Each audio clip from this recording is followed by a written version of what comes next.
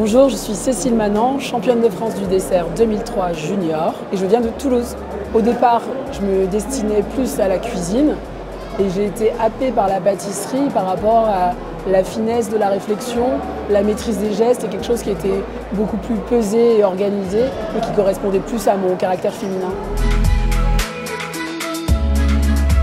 En 2003, j'ai créé un dessert qui s'appelle le croustillant moelleux aromatique et sa sauce caramel au poivre de Séchouan. J'ai réfléchi ce dessert en pensant à un dessert de cuisinier avant tout, parce qu'au départ je me destinais à la cuisine. Et donc c'est un dessert qui part du basilic, dans lequel on aime travailler le poivre dans la sauce. J'ai fait un confit d'aubergine à l'intérieur qui a été déglacé au vinaigre. Donc c'est un dessert qui était très peu sucré et qui était vraiment autour des saveurs du légume et des aromates. Le titre de championne de France du dessert m'a lancée dans ma carrière professionnelle. Il m'a ouvert les portes de la gastronomie française, notamment grâce à mon stage en mention complémentaire de restaurant chez Franck Putella, à l'hôtel de la Cité à l'époque, en restaurant étoilé. Et après, j'ai pu rejoindre un deuxième champion, Sylvain Maty, à l'hôtel Majestic à Cannes.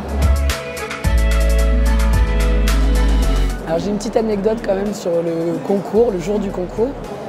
On a oublié de photographier mon dessert. Au dernier moment, on a reconstitué un dessert, donc on a pris en photo avec tout ce que je n'avais pas envoyé, c'est-à-dire un peu les produits un peu brûlés, un peu ratés, la mauvaise sauce, enfin tout ce qui était cassé, pour reconstituer quand même un dessert.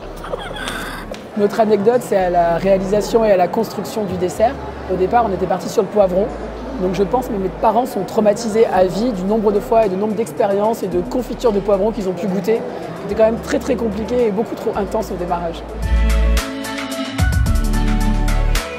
En un mot, c'est difficile pour moi, en un mot, mais c'est l'histoire. C'est l'histoire que le pâtissier il a envie de raconter dans son dessert dans un premier temps. Et pour moi aussi, c'est l'histoire du dessert à travers le temps. On peut voir la vision du dessert de restaurant en 2003, où on était quand même encore dans des entremets qui étaient posés individuels sur des assiettes. Et ce que c'est aujourd'hui, il y a une grande évolution. Et pour moi, c'est vraiment le témoignage de l'histoire du dessert à travers le temps.